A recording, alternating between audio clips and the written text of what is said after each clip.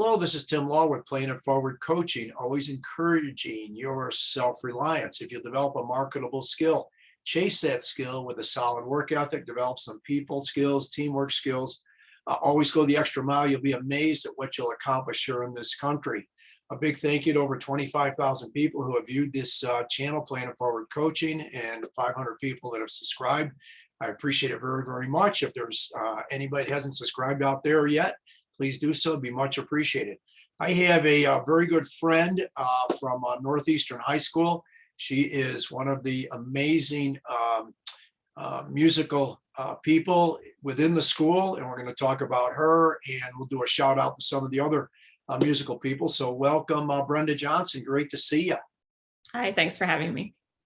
And Brenda, how did you get started? Where did your love of music and kind of, going into that direction? How did that get started for you? My mom played the piano, and my sister, I have an older sister who's 3 years older than me, started to play the piano, and I always wanted to be sitting there next to my mom too. So I started playing the piano when I was 5. And then I'm a product of this public school music program. I started to play the cello when I was in 4th grade and started to play the bassoon in band in 5th grade. And I played in every possible ensemble, sang in chorus, all the select choirs. I did everything possible musical in my school. And I knew from an early age on that I wanted to be a music teacher. And then when I started to play the cello in 4th grade, I knew I wanted to be a school orchestra teacher. And so I graduated from high school and went to school to be a music teacher. And here I am 27 years later. And where did you go to high school, Brenda? I went to Shippensburg High School. Okay. And then the college? I went to IUP, Indiana University of PA. Mm-hmm. And then I got my master's from Shenandoah in Winchester, Virginia. Very good. And now what is, as far as being involved with the orchestra and, working with kids and everything, what is it, some of the things that you enjoy most about the career? I love being itinerant. I'm in 4 buildings, 4 levels. When I first was hired, I did the entire program myself, grades 3 to 12. Mm-hmm. And now I share that with a colleague, and I teach 4 to 12. We share the 4, 5, 6 building. I love that I go with the kids for so many years. I'm school mom to a lot of kids, and I get to know them well because I teach them for so long. And so I either have them in groups of like 3 or 4, or I might have 60 or 70 at a time. But I like that I get to know them, and I play with the kids all day. I mean, we're playing together, and I just like the interaction together. Sure. And I think, again, I want to give a shout out to some of the other musical people. I guess your elementary gentleman is James Nackley, not to be mixed up with Jackckley, right, who's another one of our music people with Becky, Drenchko, and Tim Howell. So how are things working? You spoke very highly off camera about James Nackley. What can you say about him? Oh, he's wonderful. He's been here, I think, 5 years now. Mm-hmm. He's Penn State grad. He's really, really good. The kids love him. He's great to work with. He's very conscientious, and he's a fabulous teacher. We're really fortunate to have him. Sure. And now I know Jack Mackley is going to go off in retirement this year. How about with Jack? You've obviously got a long history with him as well. Yeah, Jack, he's a great teacher. Kids love him. Both of my sons have had him. They love him. And he's a phenomenal musician. I mean, he just really is. He's a great horn player, and Jack's a good guy. Sure. We'll definitely. Sure. Well, and then 2 more, Becky Drenchko, as far as working with Becky, she's got an awesome sense of humor, very outgoing, just tremendous. So what are your thoughts on Becky? Yeah. Kids love Becky. She's a lot of fun. She knows how to have fun, but she knows how to get things done too. And again, both of my kids have had her and loved her. And she's just a great colleague. Whatever you need. I mean, we work so well together at the secondary level because our programs are so interwoven. And I'm blessed with really good colleagues because we all have to work closely together, and it goes so well. Sure. And then last but not least, Tim Howell. Tim he's such a good colleague. He's such a hard worker. He's done a lot with our band program, and he put together the trip that we did last weekend, I guess it was, when we went to Virginia. Mm-hmm. He's very organized. He gets things done. He's a great colleague. Sure. And how did the Virginia trip go for all of you down there last week? I know it's, I read a couple of my tennis guys that were on that trip, and you were saying, what a long day things were going to be last week. And so tell us about that Virginia trip. Well, we went to Norfolk. We left the school at 3:45. Well, I was there at 3:45. We left the school, I guess, around 4:30 a.m. Drove to Norfolk. We performed on the USS Wisconsin. It was very, very windy. So the chorus kids were on the ground holding down the music stands for the instrumental kids so they didn't fly away. But the kids were good sports. You know, you ask them to move this and they do it, or go here and they do it. They were all on time when they needed to be. And it was just a good trip. We were back Sunday night at midnight, roughly a little before midnight. We went to Busch Gardens on Sunday, and band played there as well. The marching band played. It was a little chilly, chillier than I wanted it to be outside for 2 days, but it was a good trip. Sure. And now, how many students went on that trip, Becky? Brenda, I'm sorry. About 100 and some, probably. Okay. Yeah. Very good. Very good. And now you were saying that the different instruments that you play, what do you have a particular favorite? Well, when I went to college, you have to pick an instrument that you major on. And I did a double major with piano and cello. Those have been my main two. That's what I still actively play on. I had debated actually close to graduation about going on and getting a master's in accompanying and going more of a piano route. And then I student taught and found I really do love teaching. Mm-hmm. And so that's what I went after, and that's what I'm still doing. But I play a lot of piano with church, and then cello wise, I've done symphony playing, I do small group playing, I've gotten into recording with my cello. I play in a Celtic folk band with my cello. So I get into a little bit of everything with the instruments. Sure. And do you have any particular favorite memories as far as teaching any of the kids at school or anything like that kind of stand out for you? I'm sure you've got a lot of them. So many. I keep notes when kids write you things or parents write you things. I keep everything. Mm-hmm.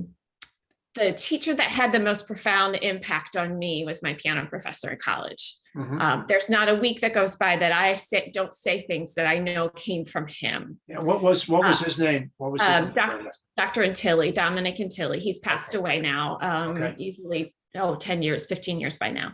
Sure. I had him at the end of his career. He was like my adopted grandfather, and he went above and beyond. I mean, he was required a 30-minute lesson every week, and it was not uncommon for me to be in his studio for an hour, 2 hours every week. He went way above and beyond. He was my adopted grandfather. I invited him to my wedding. And so I've mentioned him periodically in classes, more with some kids than others, I guess. And I had a private student who, when she was a senior, said I had sent her a note, at the end of her senior year saying, look, this is what I see in you, and I know you're destined for great things. And she thanked me for the note. And she said, you are my Dr. Antilli. Oh, wow. And I won't forget that, because Dr. Antilli was everything to me. Sure. Yeah. He's the most valued teacher I've had. Yeah. And you're obviously, doing it forward there and everything. And the line it stuck out in my mind with Dr. Antilli was the idea he was always going above and beyond. In other words, going the extra mile. There's no way any of us can stand out in this world unless we go the extra mile and we go above and beyond, because so many people are just satisfied with the status quo. And so obviously this man, to get to the status that he was professionally, and then being a phenomenal mentor for you, obviously he did that very, very well. Yeah, he was an extraordinary teacher, extraordinary man. He was a musician. His playing skills were amazing. He knew everything. There wasn't a piece of music you could mention that he didn't know about. And I still am in contact with people, college professors that I've had who were maybe young at the time and now older. And they always spoke so highly of him. In fact, the university, when they had a memorial service for him, they wanted a former student to come back and speak, and they asked me to come back and speak as a former student. And, that was an honor like nothing else. Oh, sure. Yeah. Well, not only was he a mentor and a great music person for you, but hey, the man who becomes your adopted grandfather, I mean, who better to speak about him than you? That's for sure. Yeah. He was. Very good. Yeah. Very good. So as far as going forward in your career, Brenda, what are your thoughts there before we we'll kind of wrap things up here shortly?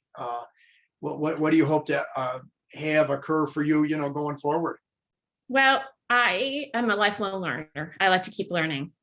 And so everything I learn on my own, I'm kind of bringing into the classroom, and I'm in a position where I've been afforded that opportunity. So I got into like playing a lot more what's considered non-traditional playing in the string world, which is popular music. So that's our Rock and the String concerts were born at school, and which have been a huge draw. It's our Pops concert that we do every year, and it's, grades 3 to 12 all together. And it's a big community event anymore. And so that all came through me learning, different styles of music as a musician. And I've gotten into recording. And so I'm taking that into the school and showing my kids, look, this is what I'm doing. And it's kind of fun to have students gathered around my office going, do you know you have 20,000, followers or listeners on Spotify this month? And it's kind of funny. I mean, at the last day before holiday break, I had 5 drummers all huddled around the stereo speaker as they're trying to stream my Christmas album in the band room. And I said, there's a bad joke to be had. How many drummers does it take to play a Christmas album? And one of them said, at least 5.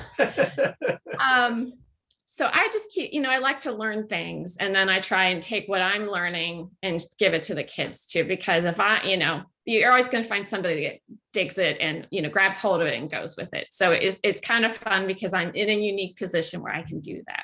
Sure. No, that sounds wonderful. Any last second thoughts, Brenda, before we conclude here? And can you stay on for just a minute or two after we're done? Yes. Okay. Yeah. Last second thoughts you have? I've been really fortunate to be where I am. Northeastern's a great place to work. I've had so many great kids, great colleagues, administration who supports us like none other. I go to other schools and they're like, their teachers there are just kind of shocked at the support we get. Yeah. And it's really, it's a great thing. It really is. Yeah. They're definitely for the kids. There's no question about it. Absolutely. When is that Pops concert supposed to be? This year we moved it to May. We used to do it in March, and we're doing it outside, weather permitting, because we've outgrown the auditorium. 2 years ago, it's a fundraising concert. So this helps to fund string instrument purchase for the district. So when kids need to borrow an instrument or they can't afford one, we can give them one to use. And so we use the proceeds from these concerts to buy, and we buy everything used. I'm the queen of Facebook Marketplace. And we make use of every last penny, but it's May 20th. And we sold out the auditorium. We, filled the auditorium in 3 days. I sold all the tickets, and we could have had like twice the size facility. So we're going to try the football stadium this year. Yeah. See how it goes. Well, hopefully the weather will cooperate with you and everything. And ironically, I did an interview with a student that I had years ago up in Hancock, New York, a guy named Dave Fagura. He's up in Homesdale, Pennsylvania, Northeast PA, very much into music, just like you. He also does a lot of musical repair, instrument repair, sells used instruments. So what I'll look to do is to see, check out his interview that I did. And, I can make a contact. Well, the contact information is right there. So it maybe something that works out for you. Maybe it does, maybe doesn't. But sure. You can't know too many musicians. That's for sure. Yeah, for sure. Well, Brenda, this has been great. I really appreciate it. If you could just hang on for a minute, that would be awesome. All right. Thank you so much. For sure.